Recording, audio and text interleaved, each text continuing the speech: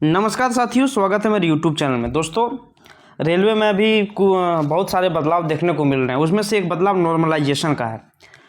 तो नॉर्मलाइजेशन में क्या बदलाव किए गए हैं, आइए हम जानते हैं। हमारे पास नोटिस है, मैं आप पढ़ के सारा चीज़ सुना देता हूँ, समझा देता हूँ। 7 पे CPC मैट्रिक्स के विभिन्न स्तरों पर विभिन्न पदों पर भर्ती। CBT परीक्षाओं के लिए सामान्यीकरण मतलब नॉर्मलाइजेशन पद्धति पर नोटिस। ठीक है, सभी केंद्रीकृत रोजगार सूचनाओं से EN के लिए, सभी के लिए है। सभी संबंधितों को सूचित किया जाता है कि अंकों या मार्क्स के सामान्यीकरण मतलब नॉर्मलाइजेशन के लिए निम्नलिखित सामान्यीकरण पद्धति का पालन RRB द्वारा कई पालियों में आयोजित परीक्षा में उम्मीदवारों के कच्चे अंकों को सामान्य करने के लिए किया जाएगा। इसके लिए RRB प्रतिशत समतुल्यता का उपयोग करेगा। ठीक है, पहला नंबर जो पॉइंट है सॉरी, थोड़ा सा खांसी हो गया, समझे ना, बीच में इस तरह का थोड़ा सा आवाज़ आएगा तो उसके लिए सॉरी। पहला नंबर पॉइंट है प्रतिशत अंक परीक्षा में शामिल होने वाले सभी लोगों के सापेक्ष प्रदर्शन के आधार पर प्राप्त अंक होते हैं। ठीक है, प्राप्त अंकों को परीक्षार्थियों की प्रत्येक पारी के लिए 100 से 0 तक के पैमाने में बदल दिया जाता है।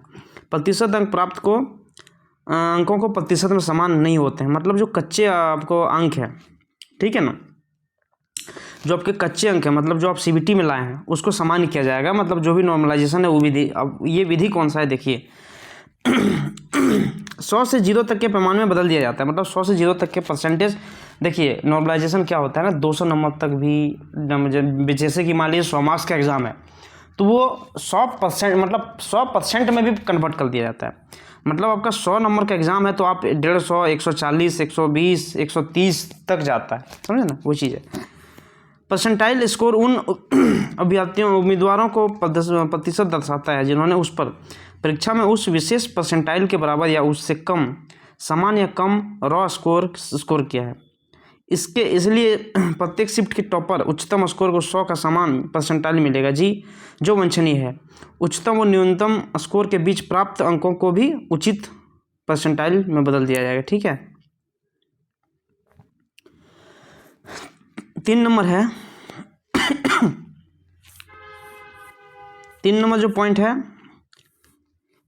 प्रतिशत अंक परीक्षा के सामान्यीकृत अंक होगा उम्मीदवार के मूल अंकों के बजाय, और इसका उपयोग मेरिट सूची तैयार करने के लिए किया जाएगा। ठीक है, मेरिट भी तैयार होगा इसमें, ये नहीं जो सिर्फ दिखावा के लिए है। ये आपको जो भी नंबर आएगा वही मेरिट आपका बोर्ड, मतलब जो आपका नंबर आएगा नॉर्मलाइजेशन में वही आपसे मेरिट बनेगा, वही नंबर से मेरिट बनेगा। ठीक है सॉरी।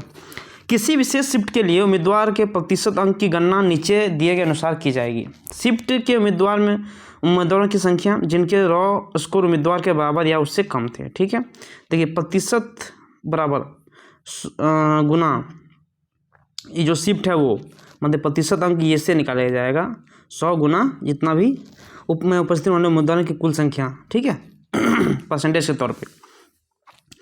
5 नंबर है सभी शिफ्टों के लिए सभी उम्मीदवारों के रॉ स्कोर के प्रतिशत अंक को मिला दिया जाएगा और उसे RRC स्कोर लेवल 1 परीक्षा के लिए कहा जाएगा।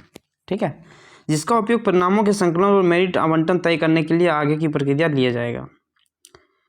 वंचित प्रभाव से बचने और बराबरी को कम करने के लिए प्रतिशत अंक की गणना 5 दशमलव स्थानों तक की जाएगी। ठीक है, यदि 2 या 2 से अधिक अभ्यर्थी समान प्रतिशत अंक प्राप्त करते हैं तो उनकी योग्यता का निर्धारण आयु मानदंड के आधार पर किया जाएगा। मतलब जिनका मान लीजिए नंबर मैच कर दिया गया है, ठीक है तो जिसका आयु ज़्यादा होगा या कम होगा वो इस तरह से देखा जाएगा। अधिक आयु अभ्यर्थी को उच्च योग्यता स्थान पर रखा जाएगा। यदि आयु समान है तो समानता समाप्त करने के लिए नाम का वर्णमाला A से Z तक ध्यान रखा जाएगा। ठीक है, ये चीज़ है।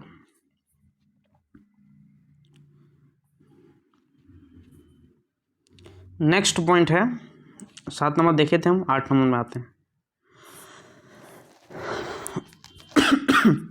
जैसा कि ऊपर उल्लेख किया गया है, तबीयत मेरे दोस्तों थोड़ा सा गड़बड़ है, समझे ना, खांसी आ गया, छूट ही नहीं रहा है तो थोड़ा सा दिक्कत होती है, बीच बीच में डिस्टर्बेंस हो रहा है तो उसके लिए सॉरी। जैसा कि ऊपर उल्लेख किया गया है, प्रतिशत स्कोर के प्राप्त आधार पर मेरिट को अंतिम रूप देने के लिए केवल उन उम्मीदवारों को मेरिट सूची में शामिल करना आवश्यक है जिन्होंने सीईएन में दिए गए योग्यता मानदंडों के अनुसार न्यूनतम प्रतिशत अंक विभिन्न श्रेणियों में पात्रता के लिए यूटी 40%, WS 40% और गैर क्रीमी लेयर मतलब जो creamy layer OBC 30%, SC 30%, ST 25%, स्तर 1 परीक्षा के लिए ST 30% प्राप्त किए हैं। इसके लिए अभ्यर्थी के सामान्यीकृत अंकों की गणना भी नीचे दिए गए विवरण के अनुसार की जाएगी, जो यह तय करने का आधार होगा कि वे अभ्यर्थी कौन है जिन्होंने सीएन में दिए गए योग्यता मानदंडों के अनुसार न्यूनतम प्रतिशत अंक प्राप्त किए हैं। साथ ही लेवल 1 परीक्षा के लिए CA अभ्यर्थियों को अंकों को वेटेज दिया जाएगा। मतलब जो अप्रेंटिसशिप है लेवल 1 परीक्षा के लिए CA अभ्यर्थियों को अंकों को वेटेज दिया जाएगा। बेस शिफ्ट का चयन, बेस शिफ्ट व शिफ्ट जिसमें CBT के सभी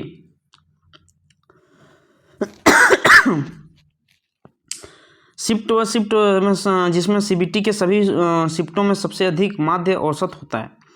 इस शर्त के साथ जिसमें उपस्थित उम्मीदवारों की संख्या सभी शिफ्टों के औसत से 70% या उससे अधिक होनी चाहिए।